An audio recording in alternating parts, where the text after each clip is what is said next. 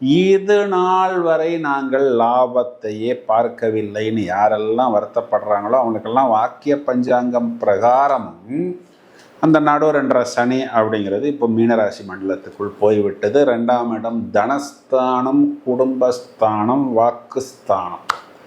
இப்போது இதில் என்ன இவங்களுக்கு ஒரு பெரிய ப்ளஸ்ஸு அப்படின்னு பார்த்தோம்னா, தனம்னா பணம் வருவது. இப்போ எதன் மூலம் பணம் வரும் அப்படின்னு பார்த்தோம்னா, செவ்வாய் அப்படின்னு சொல்லக்கூடிய தொழில், இங்கே கும்பத்துக்கு அவர் தான் ஜீவனத்துக்கு அதிபதி. அதன் மூலம் இவர்களுக்கு லாபம் வரும், பணம் வரும். இப்போ 5ஆம் அதிபதி நீசபங்கம் அப்படின்னா அவர் பலம் பெறுகிறார்.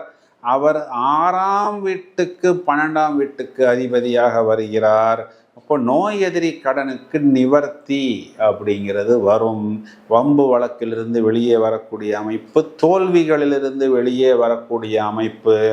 இதுக்கு என்னென்னா, உங்களுடைய குருமார்களும் உங்களுக்கு உதவி பண்ணுவாங்க. உங்களுடைய குழந்தைகளும் கூட சில நேரத்தில் வெளிநாட்டில் போய் படித்து சம்பாதிச்சு அவர்களுக்காக நீங்கள் வாங்கின கடனை அடைப்பதற்கு அவர்களும் ஒரு கரம் கொடுப்பார்கள், களத்தில் இறங்குவார்கள். அதற்கப்புறம் மௌனம், அமைதி, தியானம் மட்டும் செய்தால் பிரமாதமாக உங்களுக்கு சாதகமாக வரும். என்ன ராசிக்கு குரு பார்வை தலைக்கு வருவது கண்டிப்பாக கேப்புடன் போய்விடும், பயப்பட தேவையில்லை. இந்த பக்கம் ராசியில் ராகு நிறைய வாய்ப்புகளையும், இந்த டெக்னாலஜி சம்மந்தப்பட்ட நிறைய ஃபார்முலாஸ், வெளிநாட்டு தொடர்பு, நிறைய கான்செப்ட்ஸு, இல்லாத விஷயங்களை எல்லாம் கூட யோசித்து நல்ல பெயர், புகழ், அந்தஸ்து இவை அனைத்தையும் நம் பக்கம் ஈர்க்கக்கூடிய அமைப்பாக வரும். எங்கே கவனமாக இருக்கணும் அப்படின்னா, திருமணத்துக்காக காத்து கொண்டிருக்கிறோம் அப்படின்னா 7ஆம் இடத்தில் இருக்கக்கூடிய கேது அப்படிங்கிறது சில நேரத்தில் நமக்கு வரக்கூடிய ப்ரப்போசல் கொஞ்சம் தவறான ப்ரப்போசலை கொண்டு வரும். கொஞ்சம் தீர்க்கமாக தெளிவாக நாம் அதனை ஆராய்ச்சி செய்வது அப்படிங்கிறது புத்திசாலித்தனம்.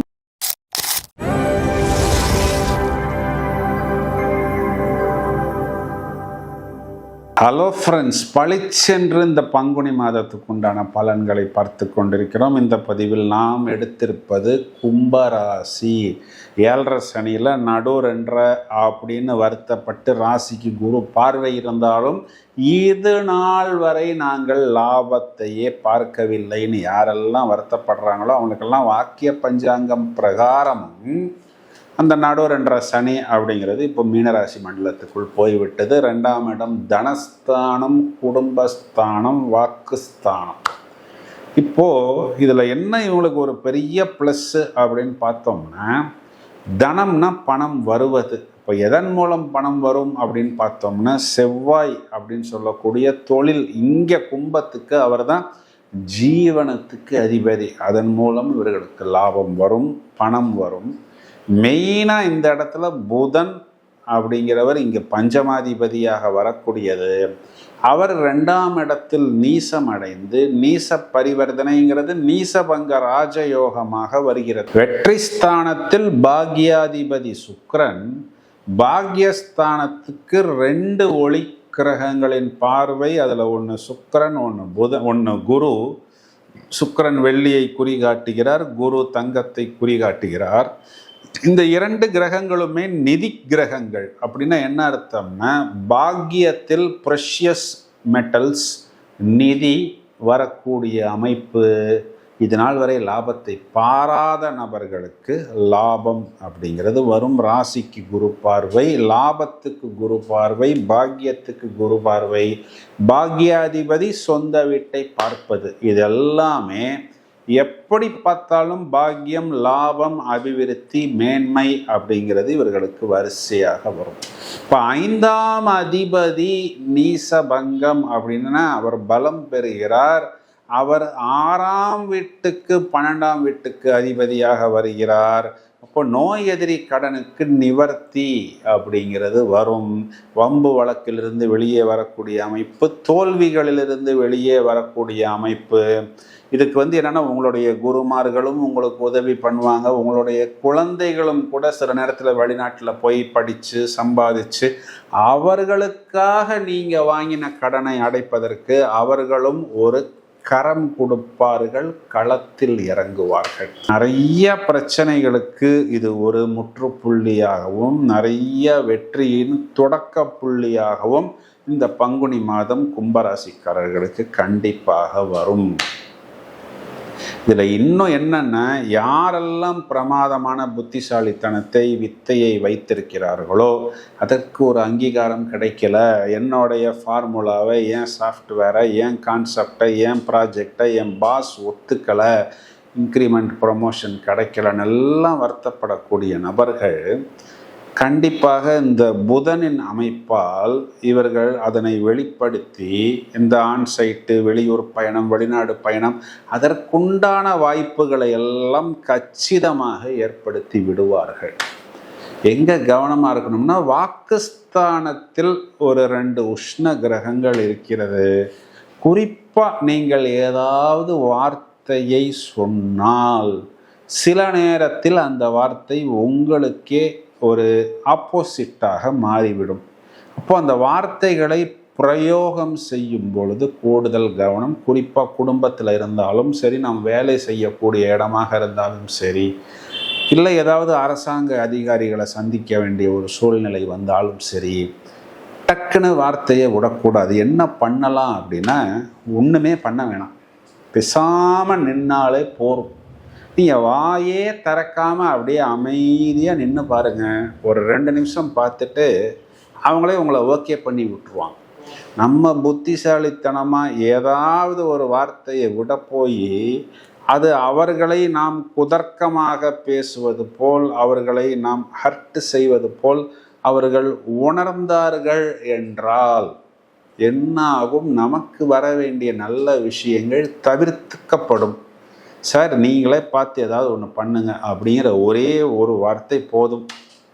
அதற்கப்புறம் மௌனம், அமைதி, தியானம் மட்டும் செய்தால் பிரமாதமாக உங்களுக்கு சாதகமாக வரும். என்ன, ராசிக்கு குரு பார்வை தலைக்கு வருவது கண்டிப்பாக கேப்புடன் போய்விடும், பயப்பட தேவையில்லை. இந்த பக்கம் ராசியில் ராகு நிறைய வாய்ப்புகளையும், இந்த டெக்னாலஜி சம்மந்தப்பட்ட நிறைய ஃபார்முலாஸ், வெளிநாட்டு தொடர்பு, நிறைய கான்செப்ட்ஸு, இல்லாத விஷயங்களை எல்லாம் கூட யோசித்து நல்ல பெயர், புகழ், அந்தஸ்து இவை அனைத்தையும் நம் பக்கம் ஈர்க்கக்கூடிய அமைப்பாக வரும். எங்கே கவனமாக இருக்கணும் அப்படின்னா, திருமணத்துக்காக காத்து கொண்டிருக்கிறோம் அப்படின்னா 7ஆம் இடத்தில் இருக்கக்கூடிய கேது அப்படிங்கிறது சில நேரத்தில் நமக்கு வரக்கூடிய ப்ரப்போசல் கொஞ்சம் தவறான ப்ரப்போசலை கொண்டு வரும்.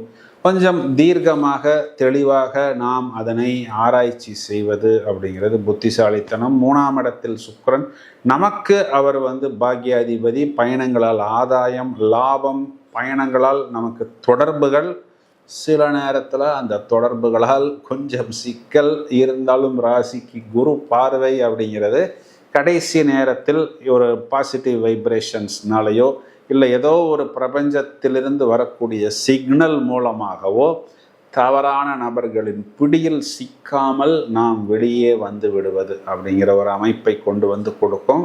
கும்பராசி சகோதரிகளுக்கு கணவனை குறிகாட்டக்கூடிய சூரியனும் செவ்வாயும் 2ஆம் இடம் வாக்குஸ்தானத்தில் இருக்கிறார். அப்போது இந்த வார்த்தைகள் பரிமாற்றம் கொஞ்சம் கூடுதல் கவனம் அப்படிங்கிறத நீங்கள் எடுத்துக்கொள்ள வேண்டும். இதையும் தவிர மாணவர்கள் கண்டிப்பாக 2ஆம் இடத்தில் புதன் நீச பரிவர்த்தனைங்கிறது கல்வியில் நல்ல ஒரு புத்திசாலித்தனத்தை வெளிப்படுத்துவார்கள்னு தாராளமாக சொல்ல முடியும். வயதில் மூத்த நபர்கள் வயிறு, அடிவயிறு, கான்ஸ்டிபேஷன் மாதிரி சின்ன சின்ன பிரச்சனைகள் குறிகாட்டுகிறது. மேலும் செவ்வாய் சனி சேர்க்கை அப்படிங்கிறது பொதுவாகவே ஆர்த்தோ ப்ராப்ளம், போன் ப்ராப்ளம், கொஞ்சம் அந்த லெக்கு சம்மந்தப்பட்ட பெயின், இதற்குண்டான சின்ன சின்ன இயற்கை வைத்தியங்கள், டயட்டிங், வாக்கிங், ஃபிட்னஸ் போன்ற விஷயங்களை கையில் எடுத்துக்கொண்டால் அதுவே போதுமானது. ராசிக்கு குரு பார்வையும் பாக்கியத்துக்கு 2 சுப கிரகங்களின் பார்வையும் உங்களுக்கு மேலும் மேலும் நல்ல அபிவிருத்தியை இந்த பங்குனி மாதம் கண்டிப்பாக ஏற்படுத்தி கொடுக்கும். பரிகாரம் அப்படின்னு வந்துட்டோம்னா, சனிக்கிழமைகளில் ஆஞ்சநேயர், நரசிம்மர் வழிபாடு ஒரு நல்ல கவச்சமாக உங்களுக்கு பாதுகாப்பு கொடுக்கும் அப்படின்னு சொல்வது தான் நிதர்சனமான உண்மை. இப்போ இவ்வளவு நேரம் நாம் எடுத்த இந்த பங்குனி மாத பலன்களின் அடிப்படையை நாம் எடுத்து பார்த்தால், மார்ச் மாதம் 28ஆம் தேதி இவர்களுக்கு சுக்கிரன் என்ற கிரகம் மேஷ ராசியில் சஞ்சாரம் செய்ய போகிறார். ஏப்ரல் மாதம் 2ஆம் தேதி குறிப்பாக செவ்வாய் என்ற கிரகம் மீனராசி மண்டலத்தில் சஞ்சாரம் செய்ய போகிறார். பங்குனி மாதம் முழுவதுமே சூரியன் மீனராசி மண்டலத்தில் சஞ்சாரம் செய்ய இருக்கிறார். இந்த ஏப்ரல் மாதம் 7ஆம் தேதி, அதாவது கிட்டத்தட்ட பங்குனி மாதத்தின் கடைசியில் புதன் என்ற கிரகமும் மீனராசி மண்டலத்தில், அதாவது மீனராசி மண்டலத்தில் 4 கிரகங்களின் கூட்டணி என்பது காணப்படுகிறது.